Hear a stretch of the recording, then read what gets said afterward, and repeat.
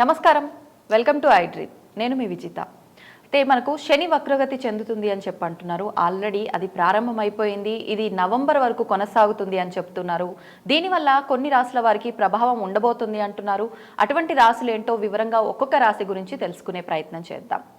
ప్రస్తుతం మనతో పాటు ఉన్నారు ప్రముఖ జ్యోతిష, వాస్తు, సంఖ్యాశాస్త్ర మరియు నవరత్నాల నిపుణురాలు తనిష్క గారు. వారితో మాట్లాడి వీటి గురించి వివరంగా తెలుసుకునే ప్రయత్నం చేద్దాం. నమస్తే అండి. నమస్తే అమ్మా. కన్యా రాశి తదుపరి, అంటే ఈ కన్యా రాశి వారికి శని వక్రగతి వల్ల ఎటువంటి ఇబ్బందులు రాబోతున్నాయి? కొన్ని రాశుల వారు సేఫ్ అంటున్నారు. అవును, వీళ్ళు సేఫ్ జోన్ లో ఉన్నారా? ఎలా ఉంది వీళ్ళకు?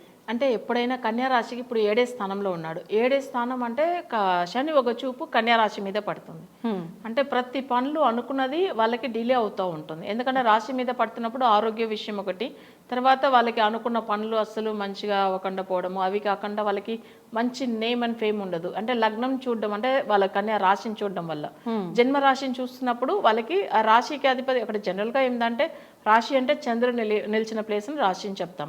ఇప్పుడు కన్యాలో చంద్రుడు ఉన్నాడు కదా, ఆయన చూడడం వల్ల ఆరోగ్య సమస్యలు.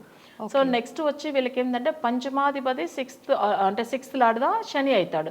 పంచమ స్థానం అంటే వాళ్ళ పిల్లల గురించి, తర్వాత మనశ్శాంతి లేకుండా బాధపడుతూ ఉంటారు. పిల్లలు కూడా వాళ్ళకి రెస్పెక్ట్ ఇవ్వకుండా ఉంటారు. నెక్స్ట్ వచ్చి ఏంటంటే పుత్రస్థానం, ఒకవేళ వాళ్ళకి ఇప్పుడు పిల్లలు వచ్చి చదువులో సరిగా లేకుండా వాళ్ళ వల్ల ఇబ్బందులు పడడము. నెక్స్ట్ వీళ్ళకి వచ్చి పంచమ స్థానం అంటే పూర్వీక ఆస్తుల్లో ఏదైనా సమస్యలు, ఇవన్నీ కూడా వస్తుంది ఇప్పుడు వాళ్ళకి 7th లో ఉన్న శని వల్ల. అంటే ఈ రాశి వాళ్ళ ప్రభావం కుటుంబం అంత పైన కూడా ఉంటుంది. ఇప్పుడు కన్యా రాశి అనేటప్పుడు ఏమైతుందంటే ఇప్పుడు వాళ్ళకి 2.5 సంవత్సరము అసలు 7లో శని ఉంటే గండక శని అంటారు. అంటే గండం అంటే సడన్ గా ఏదైనా గండం, ప్రాణగండం అట్లా వస్తుంది. ఈ విషయం వచ్చి చాలా మందికి తెలియదు. ఇప్పుడు 7వ స్థానంలో కదా శని ఉన్నాడు, ఏం సమస్య అట్లానే అనుకుంటారు. కానీ 7లో ఉన్న శని వాళ్ళ రాశిని చూస్తాడు కదా, దానివల్ల వాళ్ళకి అది గండక శని అని అంటారు. అంటే ఈ గండాలు కూడా ఒక్కొక్కరికి ఒక్కొక్క రకంగా ఉంటూ ఉంటాయి. వీళ్ళకి ఏ టైప్ అంటే కొంతమందికి వాటర్ ద్వారా అంటుంటారు, కొంతమందికి కరెంటు ద్వారా, రకరకాల. వీళ్ళకు ప్రత్యేకించి అంటే వీళ్ళకి ఏమైతుందంటే ఆరోగ్యం వల్ల ఎట్లా అంటే వీళ్ళకి మేజర్ ఆరోగ్యం సంబంధించిన స్థానాధిపతిగా శని అయిపోతాడు అక్కడ. సో పంచమాధిపతి కూడా అక్కడే అవుతాడు. కొన్ని పిల్లల విషయం వల్ల కూడా కొంచెం ఎక్కువ డిప్రెషన్కి వెళ్ళిపోయి అట్లా కూడా ఏదన్నా వాళ్ళంతలో వాళ్ళు చేసుకోవడము. సో వాళ్ళు ఏదన్నా ఆ డిప్రెషన్లో ఉండి అసలు మరి దానివల్ల ఆరోగ్యం బాగా లేకుండా పోవడము అట్లాంటిది ఉంటుంది. అయితే వీళ్ళకి 7లో ఉన్న శని వచ్చి ఇప్పుడు మనం అనుకుంటాం వగ్రగదిలో ఉన్నాడు, కొంచెం పర్వాలేదు.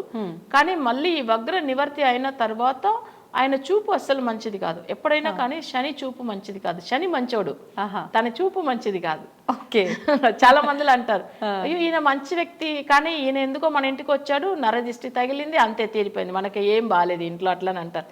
ఒకరోజు ఇంటికి వస్తే కూడా సెట్ అవుతుంది చెప్తారు కదా. వాళ్ళకి ఏదైనా వస్తువులు, వాళ్ళకి ఒకవేళ ఇంట్లో ఉన్న థింగ్స్ ఏదైనా చూస్తే అది అప్పటికప్పుడే ఖరాబ్ అయిపోతుంది అని చెప్తూ ఉంటారు. కానీ వాళ్ళు మంచోళ్ళుగా ఉండొచ్చు, వాళ్ళ చూపు మంచిది కాదు.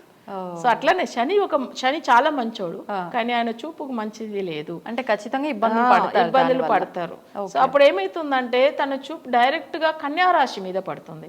సో అప్పుడు కన్యా రాశి వాళ్ళకి నేను చెప్పినట్టుగా ఆరోగ్య సమస్యలు, వాళ్ళ పిల్లల విషయంలో సమస్యలు, తర్వాత పూర్వీక ఆస్తులు, నెక్స్ట్ వచ్చి ఏంటంటే వాళ్ళకి ఆరోగ్య సమస్యలు, అవి కాకుండా ఏదన్నా ఇట్లా గండక శని కాబట్టి ప్రాణగండం గురించి ఇవన్నీ ఉంటుంది. సో ఇదంతా కూడా కొంచెం ఎక్కువ కన్యా రాశి వాళ్ళు ఎక్కువ కేర్ తీసుకోవాల్సిన అవసరం ఉంటుంది. వాళ్ళకి ఏంటంటే రాహు కేతుల వల్ల పెద్ద సమస్య అయితే లేదు, కానీ గురు మంచిగా లేవు. ఇప్పుడు గురు ఎందుకు మంచిగా లేదు అంటే 10లో ఉన్న గురు మంచోడు కాదు. అంటే డబ్బులు అస్సలు రాదు వాళ్ళ చేతికి. అప్పుడు అంటే 10లు ఇరుక్కం గురు పరమశివనం పిచ్చ ఎడతాను అంటారు. అంటే 10లో గురువు ఉంటే శివపెరుమాను ఉన్నాడు కదా, శివుడు పరమాత్ముడే కూడా భిక్షం తీశాడంట 10లో గురువు వచ్చినప్పుడు. అట్లా అది వచ్చి ఒక సామెత కూడా ఉంది, 10లు గురు ఇరుక పరమశివనం పిచ్చ ఎడతాను అట్లా అనేసి. అంటే ఆయనకే తప్పలేదు అంటే మనకెంత కన్యా రాశి వాళ్ళకి చూడండి. అందుకే అంటున్నా 10లో ఉన్న గురువు మంచోడు కాదు. చాలా మందికి ఒక డౌట్ ఉంటుంది, తులా లగ్నంలో పుట్టారు, 10లో గురువు చాలా ఉచ్చ స్థితిలో ఉన్నాడు, స్ట్రాంగ్ గా ఉన్నాడు కదా, అది ఎట్లా ఆయన అంటే 10లో ఆయన మంచోడు కాదు. చాలా మంది జాతకంలో చూడవచ్చుము 10లో గురువు ఉన్నాడంటే వాళ్ళకి అస్సలు ఇన్కమ్ రాదు.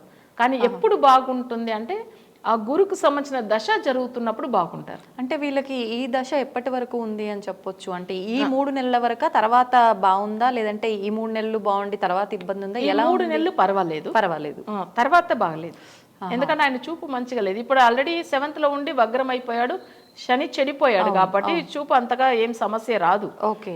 కానీ ఆయన 7లో ఆయన స్ట్రాంగ్ గా ఉన్నప్పుడు చూస్తాడు కదా, అప్పుడు అంటే కన్యా రాశిని, అప్పుడు సమస్యలు వస్తుంది. ఓకే. సో ఇప్పుడు ఏంటంటే అంత పెద్ద సమస్య రాదు. కానీ ఈ 3 నెలలు నవంబర్ తర్వాత, నవంబర్ ఎండింగ్ లోంచి తప్పకుండా శనికి పూజలు చేసుకోవాలి.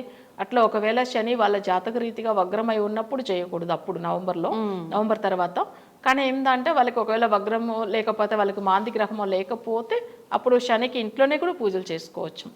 ఎందుకు ఇంట్లో పూజలు చేసుకోకూడదని అన్నారంటే, ఇలాంటి వగ్ర గదిలో ఉన్నప్పుడు వాళ్ళకి అవి వగ్రమా కాదని తెలియదు కాబట్టి నవగ్రహాలకి డైరెక్ట్ గా గుడిలోనే వెళ్ళి చేయాలి, ఇంట్లో చేయకూడదని చెప్పేటారు అప్పట్లో. సో ఈ విషయాలు తెలిసిన వాళ్ళు ప్రాపర్ గా చేసేవాళ్ళు. నేను చూడండి, ఇప్పుడు చాలా మంది క్లయింట్లు ఇంట్లోనే పూజలు చేసుకోమని చెప్పి కొన్ని గ్రహాలకు సంబంధించి పంపిస్తాం. సో వాళ్ళు తప్పకుండా చేస్తారు, రిజల్ట్ వెంటనే వచ్చేస్తుంది. ఎందుకంటే వాళ్ళ జాతకం ఫుల్గా అనలైజ్ చేస్తున్నాం కాబట్టి వగ్రంలో ఉన్నారా, లేదు మాంది గ్రహం అయ్యాడా, లేదు అసలు ప్రజెంట్ దశ వల్ల మంచి చేస్తున్నాడా లేదని దానికి తగినట్టుగా మన ఇంట్లో కూడా పూజలు శనీశ్వరుడిది కూడా చేయవచ్చు. కానీ ఇప్పుడైతే వగ్రగదిలో ఉన్నప్పుడు వద్దునే చెప్తా అవసరం లేదు. తర్వాత ఇబ్బందులు ఉన్నాయి కాబట్టి పర్సనల్ చార్ట్ చూపించుకొని ఫాలో అవ్వచ్చు. అవును. కన్యా రాశి వాళ్ళకి గండగ శని ఉంది. వాళ్ళు మేజర్ గా ట్రావెలింగ్ లో కూడా కొంచెం ఎక్కువ కేర్ తీసుకోవాలి. హెల్త్ లో ఏదైనా ఇష్యూస్ వస్తే వెంటనే వాళ్ళు ట్రీట్మెంట్ తీసుకోవాల్సి ఉంటుంది. మరి హెల్త్ విషయం ఎక్కువ కేర్ తీసుకోవాలి. సో ఇంకొకటి అప్పుల విషయం, అంటే రుణ స్థానం కూడా అదే కాబట్టి ఎవరితో గొడవలు కూడా అనవసరంగా పెట్టుకోకూడదు. రుణ బాధలు కూడా ఈ 2 years ఉంటాయి వాళ్ళకి. ఓకే. ఓకే. సో అలా కొంచెం కష్టపడతారు. తప్పకుండా దీనికి ఏదైనా మనం ఎక్కువ జాగ్రత్తలు తీసుకోవాల్సిన పీరియడ్ అయితే ఉంది. అవును. ధన్యవాదాలండి. Okay. And for more videos, Please subscribe to iDream. Please subscribe to iDream. Please subscribe iDream. And please subscribe to iDream. For more videos, subscribe to iDream. Please like, share and subscribe to the channel. Congratulations, iDream. Subscribe to iDream. Subscribe to iDream. so subscribe to iDream Media. iDream team andarki huge congratulations. Please subscribe iDream Media. Please subscribe to iDream. Subscribe iDream. Please subscribe to iDream. iDream అంటే నా కళల ఛానల్ను subscribe చేసుకున్న నోరు తిరుగుతలేదు, మీరైతే గంట గుర్తు కొట్టండి. For more such videos, please subscribe to iDream. Subscribe to iDream. Please subscribe to iDream. Please subscribe iDream Media. Please do subscribe to iDream. Please subscribe to iDream Media. For best entertainment and information, please subscribe iDream. And don't forget to subscribe to iDream. తవ్వుతూనే శివలింగం. సరే దాన్ని అట్లా కప్పేసేయండి, చూపించదండి. Krishna is there. మూర్తి పూజ కాదు, సాక్షాత్ బ్రజేంద్ర నందన భగవాన్ ఉన్నారు మూర్తిలో. ఏమీ ఆశించకుండా ఆరాధించే వాళ్ళు కూడా ఉన్నారా ప్రభుజీ? నిజమైన భక్తి అంటే మనకు తెలియదు కాబట్టి